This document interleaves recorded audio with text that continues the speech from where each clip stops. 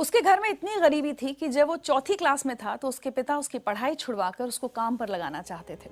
Teacher के समझाने पर जैसे तैसे पढ़ाई तो बच गई, लेकिन जिंदगी आसान नहीं हुई। उसने अपनी पढ़ाई का खर्च उठाने के लिए होटल में वेटर का काम किया, पिता के काम में हाथ बटाया। वो पढ़ता जा रहा था बिना ये जाने कि उसको बनना क्या है। लेकिन एक बार एक अधिकारी ने उसके पिता से रिश्वत मांगी और उस दिन शेख अंसार अहमद ने यह तय कर लिया कि वो एक अधिकारी बनेगा। महाराष्ट्र पीसीएस की परीक्षा वो पास नहीं कर पाया, लेकिन यूपीएससी की परीक्षा उसने पहली कोशिश में ही न सिर्फ पास कर ली, बल्कि 361वीं रैंक भी हासिल की।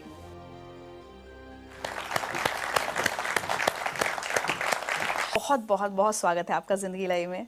मुझे बहुत अच्छा लग रहा है इतने यंग ऑफिसर को अपने सामने देखकर। चाहूंगी कि आप सबको बताएं कि किस उम्र में आपने यूपीएससी की परीक्षा क्लियर की है। मैं 21 साल का था तब मेरा रिजल्ट आया था। 21 साल की उम्र में मैंने एग्जाम क्लियर की थी। And you been one of the youngest? जी। वाह।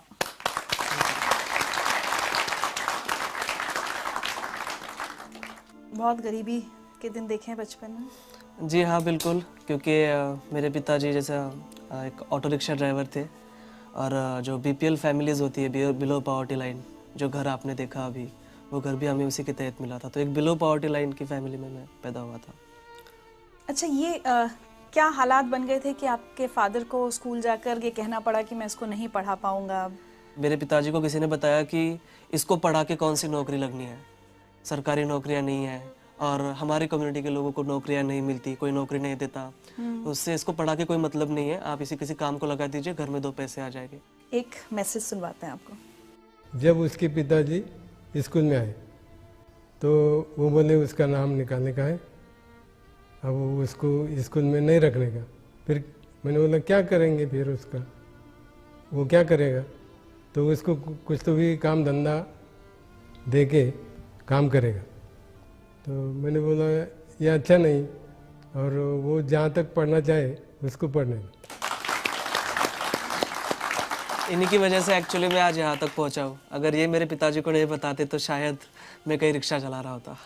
आपकी अम्मी भी खेत में मजदूरी करती थी घर का खर्च चलाने के लिए? जी हाँ बिल्कुल, घर का खर्च, और मैं जब पुणे में पढ़ाई कर रहा था तो मेरा भाई भी मुझे पैसे भेज दिया करता था, लेकिन पैसे कभी कभी कम पड़ जाते थे। तो मेरी अम्मी खेत में काम करती थी, लैंड लेबर, तो वो भी उसकी जो कुछ सेविंग होती थी वो मुझे भेज देती थी। चलिए आपके लिए एक और मैसेज। पर आंसर ने पहले पास से रात का भी चिड़चिड़ाक लगा के पढ़ाई करता गया। सो जा बोले होंगे तो नहीं तुम सो जाओ, दिन कभी कभी दिन निकल जाना उसको। जो पहले पास से पहली से नंबर 1 आते गया तो आखिर तक नंबर 1 ही आया उसका। उसकी पढ़ाई को हमने कोई कमी नहीं आने दी, घर का परिस्थिति बताई नहीं हमने उसको कभी।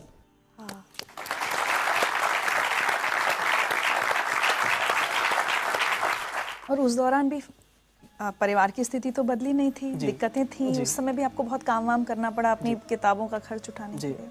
10th में मेरी छुट्टियां चल रही थी और मुझे कंप्यूटर सीखना था। तो MSc IT का कोर्स आता है, वो कोर्स मुझे करना था। उसकी फ़ीस थी लगभग 2,800 समथिंग, उस वक्त उसकी फ़ीस थी। पे करने के लिए पैसे नहीं थे, तो मैंने मेरे अब्बू को बताया कि भाई ये रेस्टोरेंट है, यहाँ पर मुझे काम करना है, मुझे वो लगभग 3,000 रुपये तक कुछ पगार दे रहे हैं। अब्बू ने कहा ठीक है तुमको करना है तो करो। फिर मैं उस रेस्टोरेंट में काम करता था। सुबह 8 बजे से लेकर रात में 11 बजे तक वो काम होता था। बीच में 2 घंटे छुट्टी मिलती थी, उसमें मुझे मेरा लंच करना होता था और 1 घंटा मुझे वो जो कोर्स है उसकी तैयारी के लिए जाना होता था। हमारे गांव में ही वो होता था और काफ़ी डिफ़िकल्ट था मेरे लिए, क्योंकि मुझे वो बड़ा पॉट लेकर पानी लेकर आना पड़ता था कुएं से निकाल कर। फिर उसके बाद जो कस्टमर्स आएंगे उनको चाय सर्व करना, उनका टेबल वगैरह साफ़ कर देना, ये सब इस तरह का काम एक वेटर का काम था। और उसके बाद जब 10 बजे होटल बंद हो जाता था, गांव में 10 बजे जनरली हमारे बंद हो जाता था, तो 1 घंटा मुझे जो फर्श वगैरह होता था वो सब साफ़ करना होता था बैठ के हाथ से। तो वो काम मैंने किया। My God. तो घर में सिर्फ आप ही सबसे ज़्यादा पढ़े लिखे हैं, बाकी सबकी पढ़ाई छूट गई, काम करने लग गए या शादी हो गई बहनों की? जी घर में नहीं, पूरी जनरेशन का मैं फर्स्ट ग्रेजुएट हूँ। हमारे पूरी जनरेशन में कोई पढ़ा नहीं है, तो घर का मैं अकेला ही सबसे ज़्यादा पढ़ा लिखा हूँ। और बाकी के जो बहनों की शादी हो गई थी जल्दी, और भाई जब 5th स्टैंडर्ड में था तब से वो मेरे माँ बाप के पास काम करता था। एक मैसेज और सुने। जी। मुझे स्कूल में जाना पसंद नहीं था, यानी मुझे इंटरेस्ट नहीं था उसमें पढ़ने के लिए, पढ़ाई के लिए। और मैं एक बार 6वीं में ही फेल हो गया था। तो जब से मैंने स्कूल छोड़ी और मैंने दिल में ठान लिया कि मैं तो इतना होशियार नहीं हूँ, लेकिन मेरा भाई मुझसे भी ज़्यादा होशियार है, इसलिए मैंने स्कूल छोड़ के अपने मामा की तरफ काम के लिए गया। लेकिन इतना मुझे गर्व है कि मेरा भाई मेरे वजह से कुछ ना कुछ आज बन गया। मेरे सक्सेस का बहुत बड़ा क्रेडिट जो है मेरे माता पिता के बाद मेरे भाई को जाता है। क्योंकि देखिए अक्सर ये होता है कि बड़ा भाई छोटे भाई की पढ़ाई के लिए पैसे खर्च करता है, लेकिन यहाँ उल्टा था। छोटा भाई रात दिन मेहनत करके बड़े भाई को पैसे दे रहा था। ये आपसे छोटे हैं? जी। और मैंने 10वीं की छुट्टियों में काम किया, 12वीं की छुट्टियों में काम किया, कॉलेज के फर्स्ट ईयर की छुट्टियों में काम किया। लेकिन लास्ट के 2 साल जो बहुत अहम थे मेरे प्रिपरेशन के, उस वक्त मैंने कहीं कोई जॉब नहीं की। मुझे जो सारे पैसे थे मेरे भाई पूरी डेट के ऊपर मुझे ट्रांसफ़र कर देता था बैंक में। तो बहुत बड़ी बात थी मेरे लिए। अच्छा एक बात बताइए, कभी आपने अपने अब्बू से शिकायत की कि अब्बू अगर 4th में तब वो नहीं आप मेरे टीचर की बात मानते, अगर मेरी पढ़ाई छूट जाती तो आज मैं IAS ऑफिसर नहीं होता? मैंने कभी मेरे अब्बू से कोई शिकायत नहीं की है। कोई गरीब नहीं चाहता कि उसका बेटा कभी ना पढ़े, कहीं मोल मजदूरी करे चाइल्ड लेबर के तौर पर, कोई बाप नहीं चाहता। लेकिन वो मजबूरियाँ थी उनकी। सो मैं बहुत रिस्पेक्ट करता हूँ मेरे पेरेंट्स की। आज तो वो बहुत फख्र महसूस करते होंगे आपके ऊपर। जी जी जी। एक मैसेज और आया आपके लिए। 12वीं में उसको 100 पाव के 100 मार्क मिले, आर्ट्स में वो भी, तो मास्टर लोग मुझे वहाँ बुलाए, बाहर वाले कॉलेज में मेरा सत्कार रखे, मेरा स्वागत करे, मेरे को बुलाए। फिर मेरे और छाती ऐसी धड़कने को लगी कि मैंने बोला आप कुछ तो भी मेरा बच्चा बनने के काम का हो गया, कुछ तो भी है मेरे में ताकत। वो हिसाब से फिर मैं करते गया। फिर बाद में बोला अपने को जो घर भी बेचना पड़ा और दुकान भी बेचना पड़ी और गाड़ी भी बेचना पड़ी तो भी बेच डालेंगे, अपन अपने बच्चों को पढ़ाएंगे। उन्होंने मुझे पूछे कि आपका बच्चा क्या बना, तो मैं बोला सर मुझे वो भी नहीं मालूम, मेरे को इतना मालूम है कि मेरा बच्चा कोई ऑफिसर बनने वाला है। ये बताइए, अब ये सब हालात हो गए, उसके बाद ग्रेजुएशन, और दिमाग में ये कब आया कि मुझे UPSC, मतलब गांव में जैसे आप पले बड़े, आपको पता भी नहीं होगा कि UPSC की परीक्षा भी कुछ होती है, तो ये सफ़र तक कैसे पहुँचे? हमको एक घरकुल योजना मिली थी BPL फैमिली के तहत। तो मेरे पिताजी तहसील ऑफिस में उसका चेक लाने के लिए गए थे। वहाँ के ऑफिसर ने कहा कि देखो अगर आप मुझे 10% देते हो, 30,000 हमको तब मिल रहे थे, 10% अगर आप देते हो इसका 3,000 रुपये, तो मैं आपको अभी चेक आपका सैंक्शन करा दूंगा फास्ट इमीडिएटली। ऐसे हालात में 3,000 रुपये की रिश्वत उन्होंने उस ऑफिसर को दे दी। तब उस वक्त मुझे रियलाइज़ हुआ कि करप्शन के सबसे बड़े शिकार हम जैसे गरीब लोग होते हैं। फिर 10th की छुट्टियों में हमारे एक क्लास टीचर थे मापारी सर, वो ब्लॉक एजुकेशन ऑफिसर बने। महाराष्ट्र पब्लिक सर्विस कमीशन के MPSC के जो स्टेट का एग्जाम होता है वो क्लियर करके ऑफिसर बन गए। उनका मैंने पेपर में नाम पढ़ा, फिर उनको मैं जाकर मिला, मैंने कहा सर आप ऑफिसर बन गए और मुझे भी ऑफिसर बनना है, कैसे बनते मुझे प्लीज़ बताइए।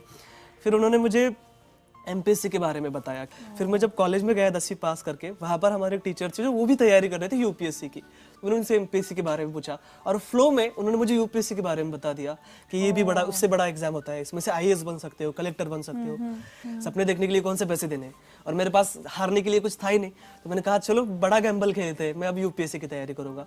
अंसर, कभी जब तैयारी कर रहे थे UPSC की, उस दौरान भी तो ये फेज आया होगा कभी कि ये प्रेशर बने कि अब छोड़ो, इसमें तो पता नहीं होगा या नहीं होगा, कोई छोटी मोटी नौकरी कर लेते हैं, कम से कम अब्बू अम्मी का हाथ बटाएं, ये प्रेशर था आपके ऊपर? जी बिल्कुल था। बहुत बार ऐसा लगता था कि कंपटीशन देखिए 5-5.5 लाख बच्चे एग्जाम देते हैं, तैयारी करने वाले तो उससे भी ज़्यादा है।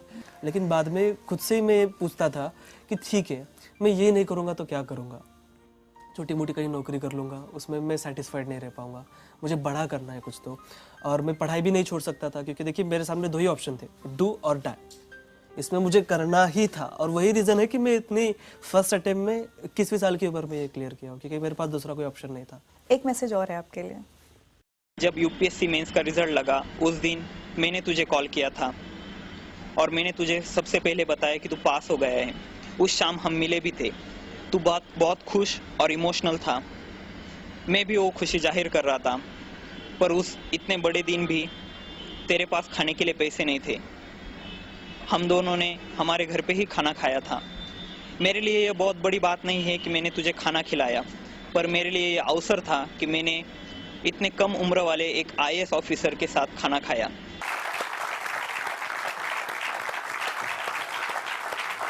19 फरवरी के दिन मैं लाइब्रेरी में बैठा पढ़ाई कर रहा था और मुझे इसका फ़ोन आया। मैंने कहा अंसार UPSC का रिजल्ट आ गया। मैंने कहा माय गॉड, मेरे वहाँ पर हार्ट बीट्स बढ़ गए, मैं समझ में नहीं आ रहा था मैं क्या करूँ। उसने कहा तेरा रोल नंबर बता। मैंने कहा ले लो भाई। मैंने उसको मेरा रोल नंबर भेजा और उसने मुझे कॉल करके बताया कि कॉन्ग्रेचुलेशन, तुम पास हो गए हो। मैं आपको बता नहीं सकता कि वो खुशी क्या थी। मुझे ऐसा लग रहा था कि मैं सातवें आसमान पर हूँ, मेरे पैर ज़मीन पर ही थे, लेकिन मैं बहुत ज़्यादा खुश था। उस दिन शिव जयंती थी, पूना में नगाड़े बज रहे थे और मुझे ऐसा लग रहा था कि ये मेरे जीत के लिए बज रहे हैं। शिव जयंती के दिन मुझे ऐसा लग रहा था कि मुझे गिफ्ट मिल गया हो कोई। मैं बहुत खुश था। मैं मेरे दोस्तों के पास गया, हमने सेलिब्रेट किया। अब डिसाइड किया कि चलो बाहर खाने के लिए चलते हैं। अब जनरली देखिए, एक रूल तो ये है कि जो कुछ जीतता है उसको ही खिलाना पड़ता है, उसको ही बिल पे करना पड़ता है। लेकिन मेरे फ्रेंड्स को पता था कि बंदे के पास पैसे नहीं है, तो उन्होंने कहा कि यार छोड़ो यार, बाहर क्यों जाना, रूम पर ही खा लेते।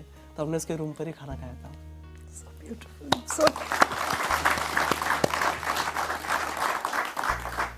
मेरे पास सच्ची आज शब्द नहीं, आपकी बातें सुनकर कितनी खुशी हो रही है कि एक बच्चा कहाँ से कहाँ पहुँचा है और अब जल्द ही आपकी नौकरी की शुरुआत होने वाली है। आपको लगता है अंसार, आप जहाँ से आए हैं, आपका जो बैकग्राउंड है, क्या वो आपको एक अलग ऑफिसर बनाएंगी? मैं ये सोचता हूँ कि मेरे लाइफ में मैंने जो फेस किया है वो किसी और को फेस ना करना पड़े। तो जाहिर सी बात है कि मैं एक अच्छा ऑफिसर बन पाऊँगा। मेरे साथ वो मोटिवेशन रहेगा। जब भी मैं किसी बच्चे को कोई काम करते हुए देखूंगा तो मुझे वो फील आएगा कि कुछ साल पहले मैं भी ऐसा काम कर रहा था और मुझे बहुत बुरा लगता था जब मैं किसी को चाय सर्व करता था या किसी का टेबल साफ़ करता था। तो वो फीलिंग आएंगी और मैं उसके लिए काम करूँगा। तो मुझे लगता है कि मैं एक अच्छा ऑफिसर बन पाऊँगा just because of my background. आज अगर पीछे मुड़ के देखते हैं और अपनी ज़िंदगी की कोई एक चीज़ बदलना चाहें तो क्या होगा? मेरी ज़िंदगी की, मैं चाहूँगा कि मेरा बचपन फिर से आ जाए और मेरे पिताजी उसमें IAS हो। सो जैस मुझे तो जब मुझे कोई यूनिफॉर्म ना मिला हो या कोई किताब ना मिली हो तो वो मुझे मिल जाए। कोई एक मैसेज जो आप सब लोगों को, और सिर्फ जो यहाँ बैठे हैं वो नहीं, जो बहुत सारे लोग टेलीविजन पर आपको देख रहे हैं और उसमें से बहुत सारे IAS की तैयारी कर रहे होंगे, उनको क्या मैसेज देना चाहेंगे? जी, मैं उनको यही मैसेज देना चाहूँगा, एक रिक्शा चलाने वाले का लड़का अगर IAS बन सकता है, जिसने अपनी लाइफ में सारे ऑड्स देखे हो, तो मुझे ऐसा लगता है कि हमारे देश का कोई भी बच्चा, और गरीब से गरीब बच्चा भी, और किसी भी मजहब का बच्चा IAS बन सकता है। आप सभी को मेरी बहुत बहुत शुभकामनाएं।